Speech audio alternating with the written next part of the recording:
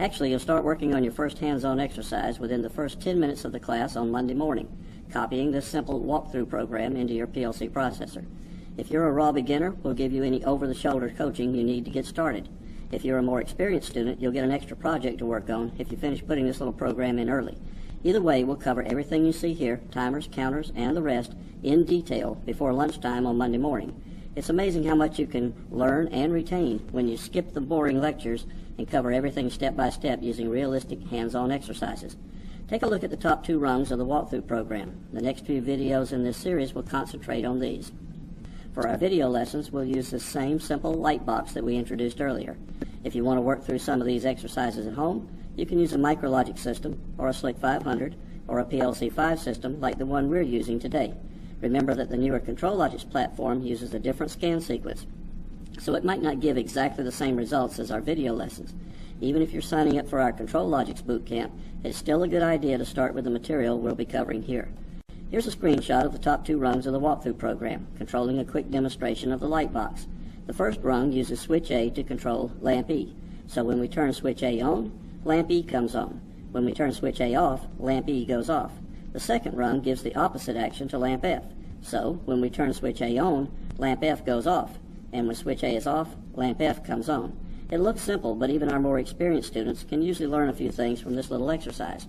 Here's just a quick preview of some of the behind-the-scenes details that we'll work our way through as we cover the top 2 rungs. Yes, you can start at the raw beginner level in our PLC bootcamp class. Many students do, but you should expect to go much deeper than the beginner level of just how PLCs work. That's because we focus on all of the step-by-step skills you'll need to systematically troubleshoot a PLC control system when it doesn't work. Many other PLC training programs never cover problem-solving and troubleshooting skills. Our classes concentrate on these critical areas. Experienced PLC technicians will tell you that most of their troubleshooting problems are concerned with the devices and the wiring out in the field and not with the ladder logic program. Let's try to get a head start on those wiring types of problems by seeing how our simple light box is wired up. We'll start with an input device, switch A. In most micrologic systems, the input wiring is connected to a row of screws along the top of the unit. In a SLC 500 system, it's usually connected to an input module located in the chassis. The same old plug-in input module idea applies to the larger PLC 5 system that we're using in this series of videos. But regardless of where the inputs are physically connected to the hardware, our PLC bootcamp approach always shows the inputs at the far left side of our whiteboard drawing. Even at this early stage, we're already developing a systematic left-to-right flow of the signals through the PLC. So here's a sketch of the basic input module. Let's wire up switch A. We'll start with a 120-volt AC power source. If you're following along with your own hardware at home, make sure that the power source you're using matches up with the specifications of your PLC's inputs. Next, we'll run a wire from the power source down through switch A and continue on to a terminal screw on the input module. Finally, we'll need a return path for the current flow, so we'll make a neutral connection to another screw located at the bottom of our sketch. Now if we go to switch A and turn it on, we'll have a continuous path of current flowing through the internal components of the module. Take a quick look, because to keep things simple, we won't show the internal components of the input module in most of our sketches from now on, but you'll remember that they're there. Now let's connect an output. We'll use lamp E on the light box for an example. In most micrologic systems, the output wiring is connected to a row of screws along the bottom of the unit.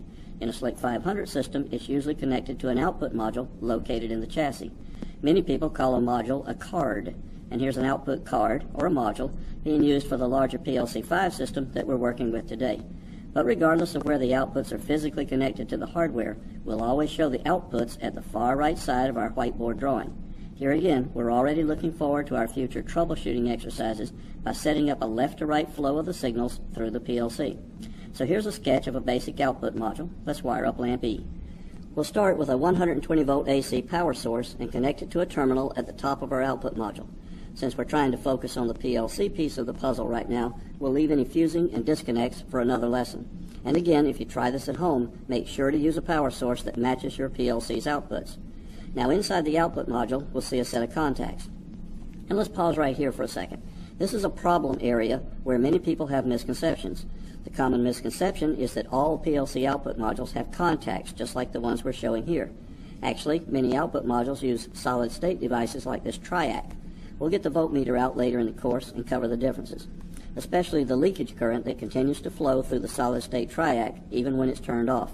There can be some serious shock hazards involved in this particular topic. Still, a lot of PLC output modules do use relay-type contacts, and it's easier to see what's going on in the circuit using this type of schematic symbol. So that's the way we'll draw it on the whiteboard. Now let's move along and connect up lamp E in the field. And of course, we'll need a return path for the current flow, so we'll make a neutral connection at the bottom of the sketch. Now let's go back to the contacts. At this point, they're still open, so let's mark lamp E as off. If we could somehow close those contacts, then lamp E would come on, and this is the path that the electrical current would follow. Let's turn the contacts off again, and we'll talk about how we do that as these lessons continue. Naturally, lamp E goes off, and we're ready for a quick review. So far, we have our input module at the left side of the whiteboard with switch A connected and ready to go. We have our output module at the right side, and lamp E is wired and ready. And we're already developing a systematic left-to-right flow of the signals through the PLC. In our next lesson, we'll introduce the PLC processor, the brains of the operation, and see how it fits into